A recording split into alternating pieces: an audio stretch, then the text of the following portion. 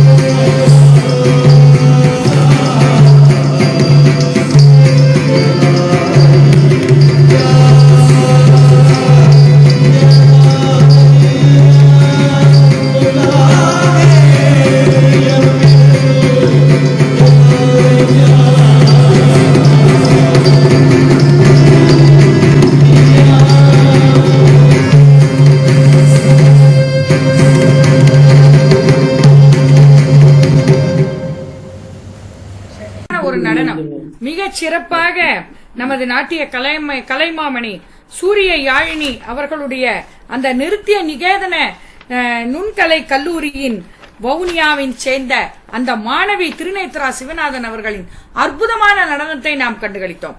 ஒரு கோழி சிறகானது நாம் சிறுவயதில் ஊதி ஊதி விளையாடி இருப்போம் இல்லையா, அந்த சிறகு கீழே விழாமல் இருப்பதற்காக நாம் அதன் பின்னாடியே ஊதி ஊதி கொண்டு சென்று கொண்டே இருப்போம். அதே மாதிரி கால் தரையில் படாமல் அவர்கள் மிகச் சிறப்பானது ஒரு நடனத்தை ஆடினார்கள். நம்ம கண்ணுக்கு ஒரு விருந்தை கொடுத்தார்கள். நாம் இன்றைய நிகழ்வுக்கு மீண்டும் திரும்புகிறோம். கண்ணுக்கு விருந்து ஆகிவிட்டது, இப்பொழுது மீண்டும் செவிக்கு விருந்து கிடைக்கப் போகிறது. இந்த 5 சிறப்பான புத்தக வெளியீட்டு விழாவில் இப்பொழுது 4வது சிறப்பான ஒரு புத்தகம். இந்த புத்தகத்தின் பெயரை கேட்டாலே நமக்கு இது என்ன புத்தகமோ என்று ஆச்சரியப்படக்கூடிய ஒரு தலைப்பில் ஒரு புத்தகம் இருக்கிறது. LGPRQ. யாருக்காவது எதையும் புரிந்தது என்றால் அவர்கள் கமெண்டில் பதிவிடுமாறு அன்புடன் நான் கேட்டுக்கொள்கிறேன். அருமையானதொரு தேடக்கூடிய ஒரு தலைப்பில் நமது கௌரி சிவபாலன் அவர்கள் எழுதியிருக்கிறார்கள். இப்படிப்பட்ட ஒரு புதுமையான ஒரு தலைப்புடைய ஒரு புத்தகத்தை நாம் இங்கு அறிமுகம் செய்து வைக்க யாரை அழைக்கிறோம் என்றால், நமது தமிழ் கூறும் நல்லுலகு இன்று மிகச் சிறப்பாக அகலங்கன் என்று அழைக்கப்படும் ஐயா, இலங்கை வவுனியாவைச் சேர்ந்த தர்மராஜா ஐயா அவர்கள்தான் இன்று இந்த புத்தகத்தை பற்றிய சிறப்பான ஒரு விமர்சனத்தை அளிக்கப் போகிறார்கள். கலாபூஷணம், கலைமாமணி போன்ற பல்வேறு விருதுகளை தமிழுக்காக அவர் பெற்றவர். 50 வருட அவரது தமிழ் பணியை இந்த தமிழ் கூறும் நல்லுலகம் இன்றும் கொண்டாடி கொண்டு வருகிறது. கணித புள்ளி விவரவியல் கற்று 25 வருடங்கள் மிகச்சிறப்பானதொரு ஆசிரிய பணி புரிந்தவர். ஆசிரிய பணியே அறப்பணி, அதற்கே உன்னை அர்ப்பணி என்று சொல்லுவார்கள். அப்பேற்பட்ட ஒரு அருமையானது ஒரு அர்ப்பணிப்பான ஆசிரிய பணியில் தான் 25 வருடங்கள் இருந்தவர். தனது 17வது வயதில் கலை இலக்கிய துறையில் கால் பதித்து அவர் தமிழ் துறையில் இன்று வரை பீடு நடை போடும் ஒரு தர்மராஜாவாகத்தான் திகழ்ந்து வருகிறார் என்றால் நமது அகலங்கன் ஐயாவின் தமிழ் பற்றையும் தமிழ் ஆர்வத்தையும் இந்த தமிழ் உலகம் அவரை மிகச் சிறப்பாக கொண்டாடி வருவதையும் நாம் நேராக கண்டு கொண்டிருக்கிறோம். நமது தமிழ் வானவை அவருக்கும் சிறப்பு செய்திருக்கிறது. அவரை குறித்த ஒரு ஆவணப்படமும் தமிழ் வானவை வெளியிட்டிருக்கிறது என்ற ஒரு பெருமையையும் இந்த இடத்தில் நான் கூறிக்கொண்டு தமிழ் வானவைக்கு சிறப்பு சேர்த்த அகலங்கன் ஐயா அவர்கள், தமிழ் வானவை நிறுவன தலைவர் அவர்களின் LGPRQ என்ற இந்த ஒரு சிறப்பானதொரு புத்தகத்தை விமர்சனம் செய்ய நம்மிடையே வருகிறார். வாருங்கள் ஐயா, தங்களது சிறப்பான அறிமுக உரையை தாருங்கள் என்று வரவேற்கிறோம். நன்றி. ஜெர்மன் தமிழ் வானவை இணையவழி பன்னாட்டு இலக்கிய சந்திப்பு நிகழ்வு 75. இந்த நிகழ்விலே எங்களது அன்புக்கும் பெரும் மதிப்புக்கும் உரிய கௌசியின் 5 நூல்கள் வெளியீட்டு நிகழ்வு சிறப்பாக நடைபெற்றுக் கொண்டிருக்கின்றது. இந்த நிகழ்வை மிகச் சிறப்பான வகையிலே ஒருங்கிணைப்பு செய்து தலைமை தாங்கி நடத்தி கொண்டிருக்கின்ற எங்களது மகாகவி பாரதியாரின் வழிவந்த கொள்ளுப்பேத்தி டாக்டர் உமாபாரதி அவர்களே, வரவேற்பிரியை சிறப்பாக வழங்கி முடித்திருக்கின்ற எங்கள் ஈழ நாட்டை பெரும் கல்வியலாளர் அன்புக்குரிய கணபதி பிள்ளை ஐயா அவர்களே, ஆசிரியை மிகச் சிறப்பாக வழங்கிய டாக்டர் அருள்நிதி கோபால்ஜி அவர்களே, தமிழ்மொழி வார்த்தை வழங்கிய உலக இலங்கை பரதநாட்டிய கலைஞர்கள் சங்கத்தை சார்ந்த கலைஞர்களே, நிருத்திய நிகழ்ந்த நுண்கலை கல்லூரி மாணவி அவர்களே, அவருக்கு பயிற்றுவித்த சூரிய யாழினி வீரசிங்கம் அம்மா அவர்களே, இங்கே பெண்ணேன் திருமதியானாள் என்ற நூலை அறிமுகம் செய்த டாக்டர் டி அசோக் அவர்களே, இலக்கிய தேடல் நூலை அறிமுகம் செய்த டாக்டர் இளவரசி அவர்களே, ஒளிரும் பிரபஞ்சம் என்ற நூலை அறிமுகம் செய்த அருள்நிதி டாக்டர் கோபால்ஜி அவர்களே, மற்றும் இந்த நிகழ்விலே கலந்து கொள்ளுகின்ற காப்பியக்கோ ஜின்னா சரிவுதீன், பாடுமீன் சிஸ்கந்தராஜா உள்ளிட்ட பெரியோர்களே, உங்கள் அனைவருக்கும் இனிய மாலை வணக்கங்கள் உரியதாகட்டும். இந்த புத்தகத்துக்கு பெயர் LGBTQ. LGBTQ என்றால் என்ன என்பது பற்றி முதலில் சுருக்கமாக நான் சொல்லுகின்றேன். எல் என்பது லெஸ்பியன், ஜி என்பது கே, பி என்பது பைசெக்சுவல், டி என்பது டிரான்ஸ்ஜெண்டர், கியூ என்பது கியூர். இதை பற்றி ஒரு தனி கட்டுரை இருக்கின்றது. ஒரு விஞ்ஞான பூர்வமான நவீன வாழ்வியல் சம்பந்தமான ஒரு கட்டுரை. அந்த கட்டுரையின் தலைப்பு தான் LGBTQ. இந்த lesbian, K, bisexual, transgender, queer என்ற அந்த 5 சொற்களினதும் முதல் எழுத்துக்களை எடுத்து LGBTQ என்று இந்த புத்தகத்துக்கே பெயரிட்டிருக்கிறார்கள் கௌசி அவர்கள். இப்ப நாங்கள் நியூஸ் என்று சொன்னால் நார்த் ஈஸ்ட், வெஸ்ட், சவுத் என்ற 4 திசைகளிலிருந்தும் வருகின்ற செய்திகளை கொண்டிருக்கின்ற காரணத்தினாலே அந்த 4 சொற்களினதும் முதலெழுத்துக்களை கொண்டு நியூஸ் என்று எழுதுவது போல இங்கே LGBTQ என்ற பெயர் ஒரு கட்டுரைக்கு அமைந்திருக்கின்றது. அந்த பெயரையே புத்தகத்தின் தலைப்பாகவும் வைத்திருக்கின்றார்கள். கௌசி அவர்கள் இந்த புத்தகத்தின் அட்டையிலே 2 பெண்கள் 2 பெரிய குண்டுகள் பொருந்திய சுமையை தங்களது கால்களிலே சங்கிலிகளால் பிணைக்கப்பட்ட நிலையிலே இழுத்துக் கொண்டு செல்லுகின்றது போன்ற ஒரு காட்சியை அமைத்திருக்கின்றார்கள். அது ஒரு பெண் அடிமைத்தனத்தை காட்டுகின்ற குறியீடாக இது அமைந்திருக்கின்றது. இதிலே மொத்தமாக 24 கட்டுரைகள் இந்த புத்தகத்திலே எழுதப்பட்டிருக்கின்றன. அந்த தலைப்புகளை மட்டும் நான் கட்டாயமாக சொல்ல வேண்டும். காதலுக்கு முடிவில்லை, காதல் என்பது எதுவரை, உயிரில் கலந்த உணர்வு, இலக்கிய காதல், எது பண்பாடு, இலக்கிய இன்பம், கல்லா இளமை, இலக்கியங்களில் உயிரினங்கள், அன்பின் நெல்லை, காலத்தின் கண்ணாடி, ஞான தீபம், தத்தை விட்டு தூது, தாயம் தரும் ஆதாயம், சினஸ்தேசியா நோய், பாலியல் வன்முறை, பகுத்தறிவு, சிந்திக்கும் மனம், LGBTQ, பாயோடொட்டும் மந்திரம், கற்பக்கிரக ஆய்வுகூடம், திருமணம், தீ, உண்மை நட்பு, ஏனிந்த மருதநோட்டம். இந்த 24 தலைப்புகளிலேதான் இந்த புத்தகத்தில் இருக்கின்ற கட்டுரைகள் அமைந்திருக்கின்றன. இங்கே நான் சில விஷயங்களை பேசுவதை விட அதை அப்படியே நான் ஒரு வாசிப்பாகவே செய்ய போகின்றேன். நான் இது ஒரு குறிப்பிட்ட நேரத்துக்குள்ளே முடிக்க வேண்டிய விஷயம். கௌசியை பற்றி சொல்வதாக இருந்தால், பல்வேறு நூல்களையும் ஆழமாக வாசித்து நுட்பமாக சிந்தித்து தமிழ் இலக்கியவானில் அகலச் சிறகடித்து உயரப் பறக்கும், நான் திருப்பவும் சொல்லுகிறேன், பல்வேறு சிந்தித்து தமிழ் இலக்கிய வானில் அகலச் சிறகடித்து உயரப் பறக்கும் கௌசி என்னும் வினைபெயர் கொண்ட திருமதி சந்திரகௌரி சிவபாலன் அவர்களின் 7வது நூலாகவும் 3வது கட்டுரை நூலாகவும் இந்த அரிய நூல் வெளிவருகின்றது. LGBTQ என்ற பெயரில் வெளிவரும் இக்கட்டுரை தொகுப்பு நூல் கௌசி பல்வேறு ஊடகங்களில் எழுதிய 24 கட்டுரைகளின் தொகுப்பாக உருவாகியுள்ளது. கட்டுரை என்பது கட்டுப்பாடாக எழுதப்படுவது, அதை பற்றி விரிவாக சொல்லலாம், எங்களுக்கு அது பெரிய அவசியம் இல்லை. உரைநடை இலக்கியங்களை பல வகைகளாக பிரிக்கலாம். அந்த வகையிலே கட்டுரை இலக்கியமும் ஒரு வகை. இங்கே கௌசி அவரை பற்றிய விளக்கத்தை இங்கே எங்களது தலைமை ஒருங்கிணைப்பாளர் சிறப்பாக எல்லாம் சொல்லியிருக்கின்றார். இருந்தாலும் கூட நான் மேலதிகமாக சில விஷயங்களை சொல்ல விரும்புகின்றேன். கௌசி இவர் ஈழத் தாயகத்தின் கிழக்கு மாகாணத்தில் மீன்பாடும் தேன்னாடு என்று போற்றப்படுகின்ற மட்டக்களப்பு மாவட்டத்தில் ஏறாவூர் என்ற கிராமத்தில் பெரும் சிறப்போடு வாழ்ந்த வேலுப்பிள்ளை பரமேஸ்வரி குடும்பத்தில் குலவிளக்காய் பிறந்து இலக்கியவானில் ஒளி வீசி பிரகாசித்துக் கொண்டிருக்கும் ஒரு படைப்பாளி. பேராதனை பல்கலைக்கழகத்தின் தமிழை சிறப்பு பாடமாக படித்து பட்டம் பெற்றவர். ஆசிரியர் பணியிலும் ஆசிரிய ஆலோசகர் பணியிலும் என 9 ஆண்டுகள் ஆசிரியர் பணி புரிந்தவர். ஈழத்திலே இலங்கை திறந்த பல்கலைக்கழகத்தில் கல்வி டிப்ளோமா பட்டம் பெற்றவர்.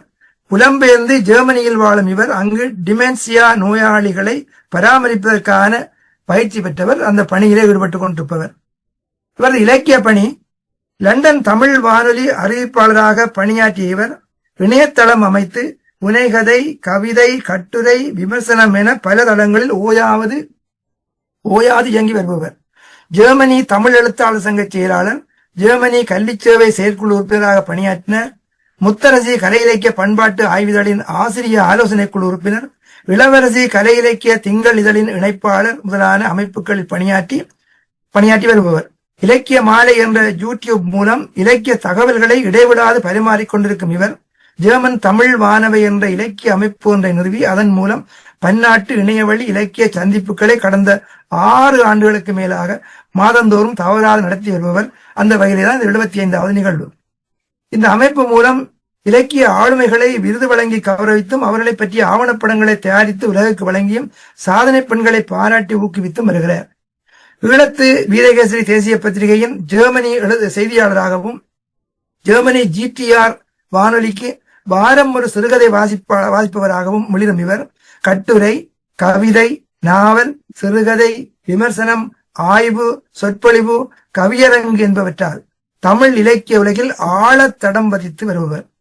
2018ஆம் ஆண்டு பிரான்சில் நடைபெற்ற 3வது தமிழ் ஆய்வியம் மாநாட்டிலே இலக்கிய செவ்வியர் விபுலானந்த அமர்வில் விபுலானந்த அடிகளாரின் பன்முக புலமை என்ற தலைப்பில் பாராட்டு சான்றிதழ் பெற்ற ஒரு ஆய்வாளர். என்னையே நானறியேன், குருவிக்கூடு ஆகிய நாவல்களையும், வெள்ளை உடைக்குள் கரையும் பருவம் என்னும் சிறுகதை தொகுப்பையும், பனிக்குடம் என்ற கவிதை தொகுப்பையும், முக்கோண முக்குளிப்பு, நான் பேசும் இலக்கியம் ஆகிய கட்டுரை தொகுப்புகளையும் வெளியிட்ட இவரின் 7வது நூலாக இந்த கட்டுரை தொகுப்பு நூல் வெளிவருகிறது. யாழ்ப்பாண பல்கலைக்கழகத்தில் பட்டப்படிப்பு நிறைவுக்காக இவரது நூல்களை ஆய்வு செய்து வருகின்றனர். ஊற்று வலையமைப்பு இவருக்கு நவ யுக கவிதாயினி பட்டம் வழங்கி கௌரவித்தது. தடாகம் கலை இலக்கிய அமைப்பு இவருக்கு தமிழ்ச்சுடர் விருது வழங்கி கௌரவித்தது. பிரித்தானிய பாராளுமன்றம் செந்தமிழ் சான்றோர் விருது வழங்கி கௌரவித்தது. ஜெர்மனி வெற்றிமணி விருது, மகாகவி தமிழன்பன் விருது, ஜெர்மனி மண் சஞ்சிகை விருது, ஜெர்மனி தமிழ் MTV விருது, குரு அரவிந்தன் திறனாய்வு போட்டி பரிசு என பல பட்டங்களையும் கௌரவங்களையும் பரிசுகளையும் பெற்றவர். இந்நூல் LGBTQ என்ற தலைப்பிலான இந்த கட்டுரை தொகுப்பில் தமிழ்ச்சுடர் கௌசி அவர்கள் எழுதிய 24 கட்டுரைகள் இடம்பெற்றுள்ளன. எல்லா கட்டுரைகளிலும் தனக்கிருக்கும் பழந்தமிழ் இலக்கிய புலமையையும் ஆர்வத்தையும் சிறப்பாக வெளிப்படுத்தியுள்ளார். வாசகர்களுக்கு ஆர்வத்தை தூண்டும் வகையிலும் அறிவை பெருக்கும் வகையிலும் கட்டுரைகள் அமைந்துள்ளன. விஞ்ஞானம், மெஞ்ஞானம், பழந்தமிழ் இலக்கியம், நவீன இலக்கியம் கலந்த கட்டுரைகளாகவே எல்லா கட்டுரைகளும் அமைந்துள்ளன. உரைநடை இலக்கியங்களை பல வகைகளாக பிரிக்கலாம். அன்பு வெளிப்பாட்டை முதன்மையாக கொண்ட கடித இலக்கியம் ஒரு வகை, உணர்வு வெளிப்பாட்டை முதன்மையாக கொண்ட புனைகதை இலக்கியம் 2ஆம் வகை, தகவல் வெளிப்பாட்டை முதன்மையாக கொண்ட பயணக்கதைகள் கட்டுரைகள் 3ஆம் வகை, அறிவு வெளிப்பாட்டை முதன்மையாக கொண்ட கட்டுரை இலக்கியம் இன்னொரு வகை. ஜவஹர்லால் நேரு அவர்கள் சிறையில் இருந்து கொண்டு தனது மகள் இந்திரா காந்திக்கு எழுதிய கடிதங்கள் அன்பு இலக்கியத்துக்கு அப்பாற்பட்டு அறிவு இலக்கியமாக அமைந்துள்ளது போல கௌசியின் சில கட்டுரைகள் அறிவு இலக்கியத்திற்கு அப்பாற்பட்டு உணர்வு இலக்கியமாகவும் அமைந்துள்ளன. தனது சமூகம் சார்ந்த தனது கோப உணர்வை சில கட்டுரைகளில் உணர்வுபூர்வமாக பதித்துள்ளார் என்பதையே நான் இப்படி குறிப்பிடுகிறேன். இலக்கண புலவர் தொல்காப்பியர் முதல் சங்க சான்றோர், அவர்களை தொடர்ந்து வந்த புலவர்கள், தற்கால புலவர்கள், கவிஞர்கள், திரைப்பட பாடலாசிரியர்கள், புதுக்கவிதை படைப்பாளிகள் வரை பல படைப்பாளிகளை இந்நூலிலே தரிசிக்கக்கூடியதாக இந்நூல் அமைந்துள்ளது. வள்ளுவரையும் ஔவையாரையும் பாரதியாரையும் அதிக அளவில் அழைத்து வந்து ஆதாரத்துக்காக நிறுத்தி தன் கருத்துக்களை நிறுவும் கௌசியின் தமிழ் புலமை வியக்க வைக்கிறது. இதிலுள்ள கட்டுரைகளை படிக்கும் போது இவற்றை எழுதுவதற்கு தமிழ் இலக்கியத்தை ஆழமாக கற்றிருந்தால் மட்டும் போதாது, தமிழ் இலக்கிய ரசனையும் ஆர்வமும், தமிழ் இலக்கியம் பற்றிய பெருமித உணர்வும், கூரிய சமூக பார்வையும், பரந்துபட்ட வாசிப்பு அறிவும், அனுபவமும், சமூக அக்கறையும், சிந்தனை தெளிவும் ஒருங்கே இருந்தால் மட்டுமே இப்படி ஒப்பிட்டு எழுதுகின்ற கலை கைகூடும் என்று சொல்ல தோன்றுகிறது. படித்தவர்கள், தமிழ் படித்தவர்கள் பலர் தாம் படித்ததை சரியான முறையிலே சொல்ல முடியாதவர்களாக இருக்கிறார்கள். திருவள்ளுவர் பெருந்தகை இவர்களை பார்த்து இணர் உழ்த்தும் நாரா மலரணியர் கற்றது உணர விதித்துறையாதார் என்கிறார். தாம் கற்றதை மற்றவர்கள் உணரும்படி விரிவாக சொல்ல தெரியாதவர்கள் நல்ல அழகிய மலர்ந்திருக்கும் வாசனை தராத மலர்கள் போன்றவர்கள் என்று அருமையாக சொல்லியிருக்கிறார்.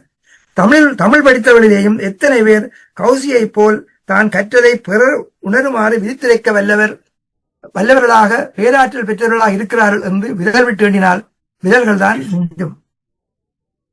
பெண் விடுதலை பற்றிய தனது கருத்துக்களை மிகச் சிறப்பாக இங்கே பதிவு செய்திருக்கிறார் கௌசி அவர்கள். சில கட்டுரைகளில் பெண் விடுதலை பற்றிய கருத்துக்களை பதியும் பொழுது கௌசி அவர்கள் திருகோணமலை தீனாத்தான சரவணமுத்து பிள்ளையின் தத்தை விடு தூது நூல் பற்றி குறிப்பிடும் போது, திருகோணமலை தீனாத்தான சரவணமுத்து பிள்ளைதான் தமிழிலே முதல் சரித்திர நாவல் எழுதியவர். மோகதாங்கி என்ற பெயரிலே நாயக்கர் காலத்து கதையை அடிப்படையாக கொண்டு எழுதியவர். முதலாவது சரித்திர நாவலாசிரியர் தீனாத்தான சரவணத்து பிள்ளை, திருவண்ணாமலையை சார்ந்தவர். அவர் தத்தை வீடு தூது என்ற நூல் பற்றி குறிப்பிடும் பொழுது பாரதியாருக்கு முன்பே பெண் விடுதலை பற்றி ஈழத்து திருவண்ணாமலை தீனாத்தான சரவணத்து பிள்ளை பாடியுள்ளதை ஆதாரத்துடன் நிறுவியுள்ளார். பாரதிக்கும் சமகாலத்தில் அல்லது சற்று முன்பு அதே சிந்தனை இலங்கையில் உள்ளவர்களுக்கும் இருந்திருக்கிறது என்பதற்கு ஒரு எடுத்துக்காட்டு. பாரதியாருக்கு முன்பே ஈழத்து தெல்லிப்பிள்ளை பாவன திரையப்பா பாடியிருக்கிறார் என்பதையும் நினைவு கொள்ளலாம். இதை நாங்கள் கட்டாயமா ஆராய்ந்து பார்க்கணும். உங்களுக்கு அம்மா உங்களுக்காக தகவலுக்கு தாரும். இந்த 3 பேரையும் ஆராய்ந்து பாருங்க. இதுல என்ன இருக்கு? பாரதி ஒப்பற்ற கவிஞன், மிகப்பெரிய சிந்தனையாளன், பெரிய தீர்க்கதரிசி. அது எந்த மாற்று கருத்தும் இல்லை.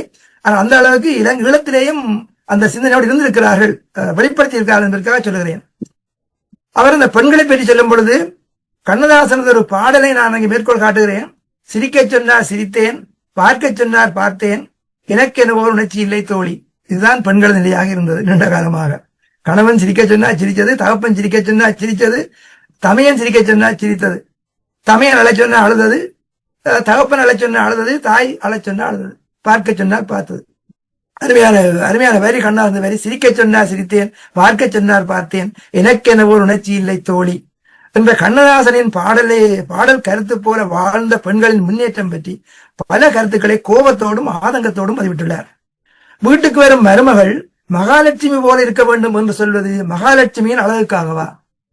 நாங்க வீட்டுக்கு வர பொம்பளை மருமகள் வரும்பொழுது வீட்டுக்கு வரும் மருமகள் மகாலட்சுமி போல இருக்க வேண்டும் என்று சொல்வது மகாலட்சுமியின் அழகுக்காகவா? ஏன் சரஸ்வதி போல் இருக்க வேண்டும் என்று சொல்வதில்லை? ஏன் சரஸ்வதி அழகு இல்லையா? பணக்கார பெண் வீட்டுக்கு வர வேண்டும், படித்த பெண் வீட்டுக்கு ஆகாது என்ற ஆண் முதன்மைத்துவ ஆதிக்க உணர்வே காரணம். இதனை அறியாத பெண்களும் இதையேதான் சொல்கிறார்கள். தாயகத்தோருக்கு பொருத்தமில்லாத மேலத்தைய பண்பாடுகளை புலம்பெயர்ந்தோர் கொண்டு வந்து தாயகத்தில் பரப்புவதை கோபத்தோடு கண்டிக்கிறார். இந்தியாவில் என்ன மாதிரி உங்களுக்கு தெரியாது, இங்க எங்களுக்கு பெரிய கொடு. தாயகத்துக்கு வருகின்ற புலம்பெயர் தேசத்திலே வாழுகின்ற எங்களது பெண்களும் ஆண்களும் அந்த பழக்க வழக்கங்களை கொண்டு வந்து எங்கள் நாட்டிலே புகுத்தி எங்களை குழப்பிக் கொண்டிருக்கிறார்கள். தாயே சிறந்த படைப்பாளி என்றும் 1000 கோடிகளை அள்ளி கொடுத்தாலும் கிடைக்காத வாகனமே தந்தையின் தோள்கள் என்றும் பெருமிதம் அடைகின்றார். உலகம் இறப்புக்கு காரணமாய் விதியை காட்டும் பல சாத்திர விளக்கங்களும் கூறும்.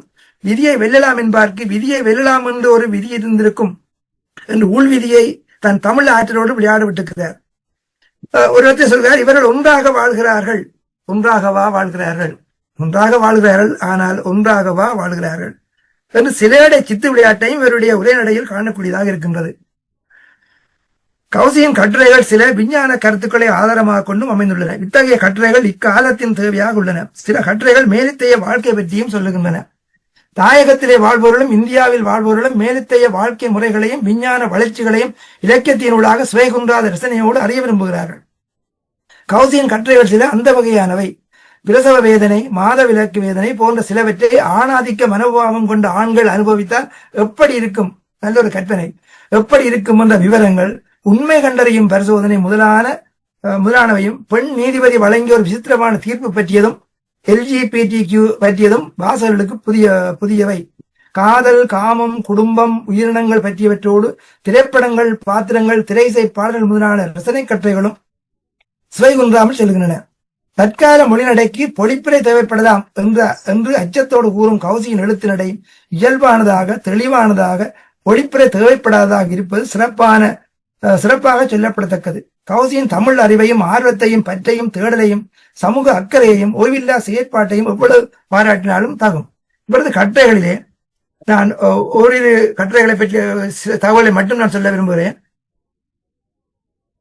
இவர் ஒரு இடத்தில் எழுதுகிற இந்த பிள்ளைகளுக்கு நிலவை காட்டி சோறு ஊட்டுவதை பற்றி சொல்லுகிறேன். எங்களுக்கு பண்பாட்டை நாங்கள் நிலவை காட்டி சோறு ஊட்டுவோம். நான் ஒரு தடவை எழுதியிருந்தேன், நிலவு அதுக்கு சந்திரன் என்று பெயர். அந்த இன்னன்னாவில் முடிகிற காரணத்தினாலே அதை ஆண் என்று கருதி ஒரு தாய் தன் பிள்ளைக்கு சந்திரனை காட்டி சோறூட்டும் பொழுது அம்புலி மாமா என்று சொல்வார்.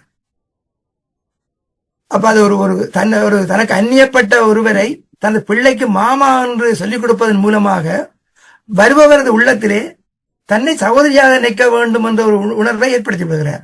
இதுதான் அம்புலி மாமாவான விதம் என்று நான் எழுதியிருந்தேன். இவர் கௌசி அவர் சொல்லுகிறார், இந்த அம்புலியை காட்டி சந்திரனை காட்டி உணவு ஊட்டுகிறது மிகச் சிறந்த ஒரு உணவூட்டல் முறை என்றால் சந்திரனை அண்ணாந்து பார்க்கும் பொழுது தொண்டை குழல் நிமிருகின்றது, உணவு அப்படியே தங்கு தடை இல்லாமல் உள்ளே செல்லுகின்றது. எனவே நிலவை காட்டி சோறு ஊட்டுகின்ற அந்த பழக்கம் தமிழர்களது பண்பாடு விஞ்ஞான பூர்வமான ஒரு அற்புதமான செயற்பாடு என்று மிக அருமையாக சொல்லியிருக்கிறார். காதலுக்கு முடிவில்லை என்ற கட்டுரையிலே நோயில்லா உடல் இருந்தால் 100 வரை காதல் வரும் என்று சொல்லி அந்த குடும்ப வாழ்வின் சிறப்புக்காக சுனைவாய் சிறுநீரை எய்தாதெண்ணி என்ற அந்த சங்க இலக்கிய பாடலை எடுத்து விளங்கப்படுத்துகிறார். காதல் என்பது எதுவரையிலே மனைவி ஆகாமலே கன்னி கழியாமலே தாயாகாமலே தாலாட்டு பாடாமலே பாட்டியாகிவிட்டேன் வயதான ஒரே காரணத்தால் அந்த ஒரு புதுக்கவிதையை எடுத்து ஆதரவு காட்டுகிறார். மனைவி ஆகாமலே கன்னி கழியாமலே தாயாகாமலே தாலாட்டு பாடாமலே பாட்டியாகிவிட்டேன் வயதான ஒரே காரணத்தால் என்று சொல்லி ஒரு புதுக்கவிதையை எடுத்து நயமாக காட்டுகிறார்.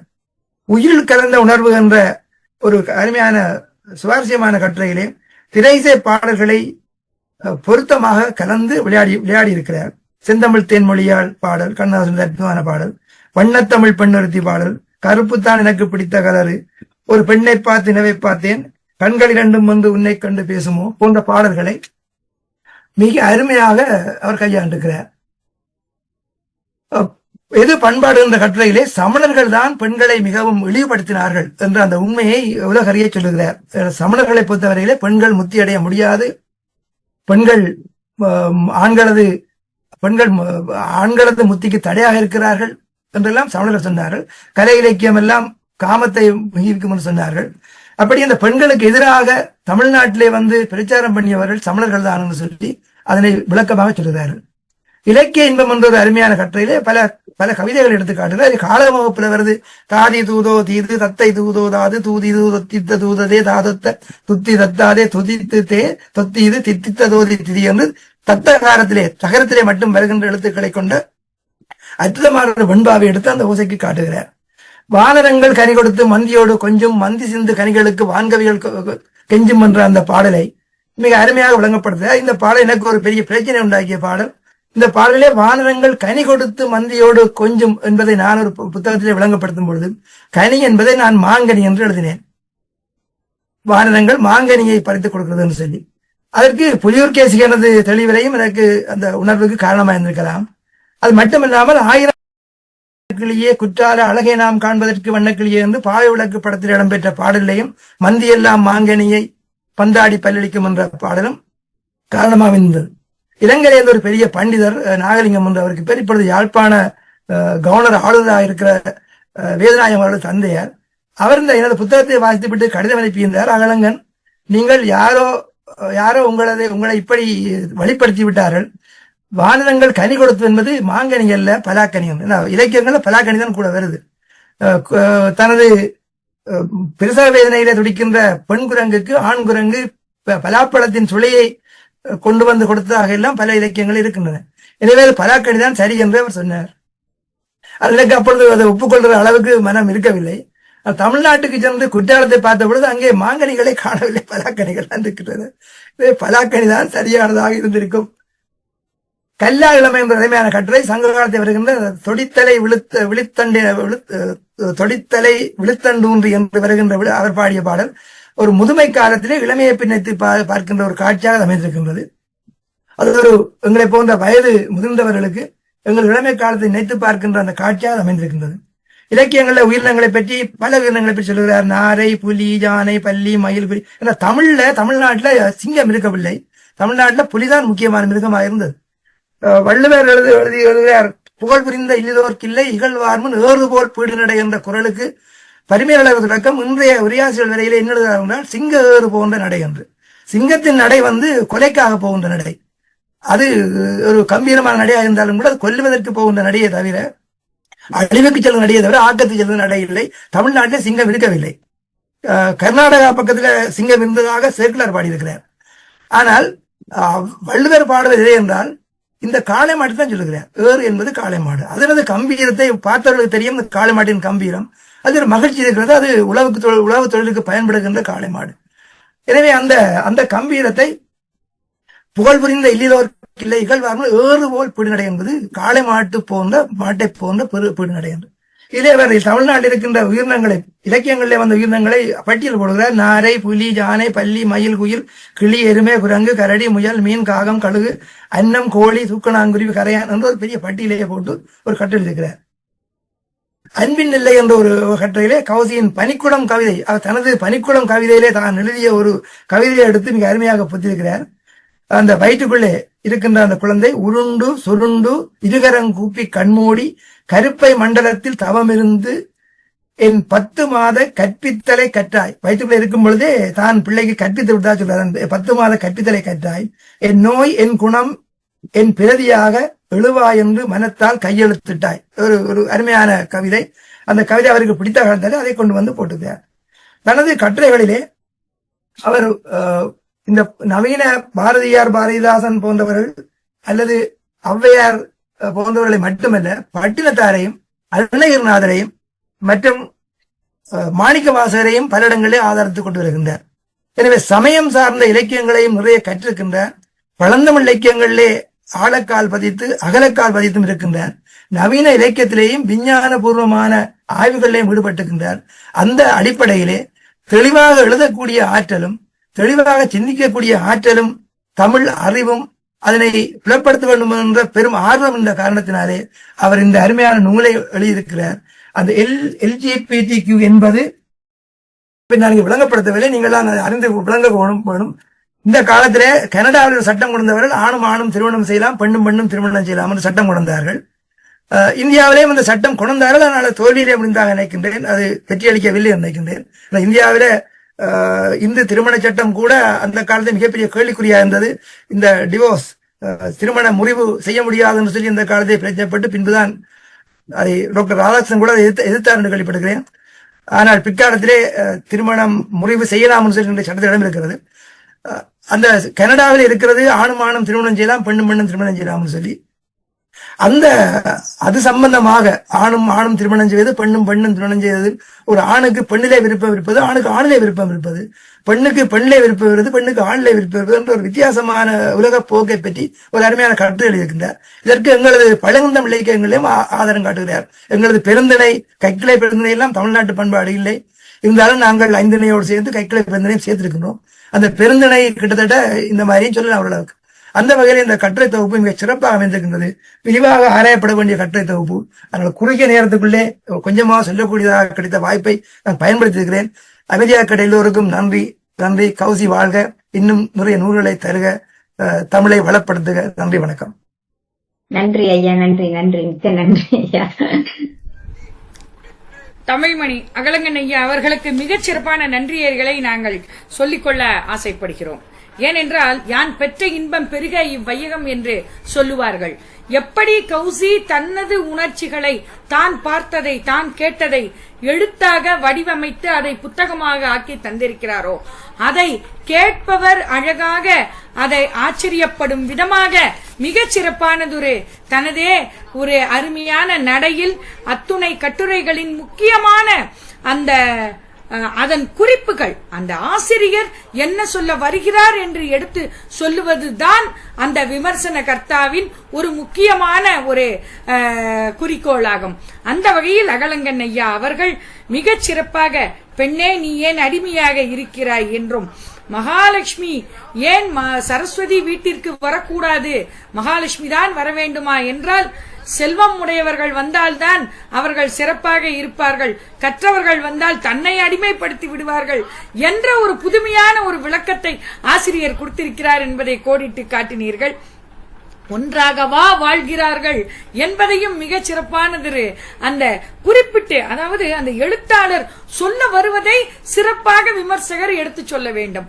இதுதான் அந்த எழுத்தாளருக்கு அந்த விமர்சகர் செய்ய இருக்கும். பாலகுமாரன் அவர்கள், எழுத்து சித்தர் பாலகுமாரன் அவர்கள் நிழல் யுத்தம் என்ற தனது நாவலில் இந்த மாதிரி ஒன்றாகவா வாழ்கிறார்கள் என்ற அந்த குறிப்பை முழுவதுமாக அடக்கிய தனது நாவலில் எழுதியிருப்பார். ஆண்கள் பெண்களின் வேதனைகளை அனுபவித்தால்தான் எப்படி இருக்கும் என்பதை தனது கற்பனை ஊடாக எழுத்தாளர் சொன்னதை மிக அழகாக தாங்கள் எடுத்து காட்டினீர்கள். அது மட்டுமல்ல, அறிவியல் பூர்வமாக நமது விஞ்ஞானத்தை மெய்ஞானமாக அன்றே எடுத்துச் சொன்னதையும் அழகாக தனது பனிக்குடம் அந்த புத்தகத்தை நானும் படித்திருக்கிறேன். அவரது அந்த மிகச் சிறப்பானது ஒரு கவிதை புத்தகம் என்றால் கௌசியின். நான் இங்கு மிகவும் பாராட்டி கூற ஆசைப்படுகிறேன்.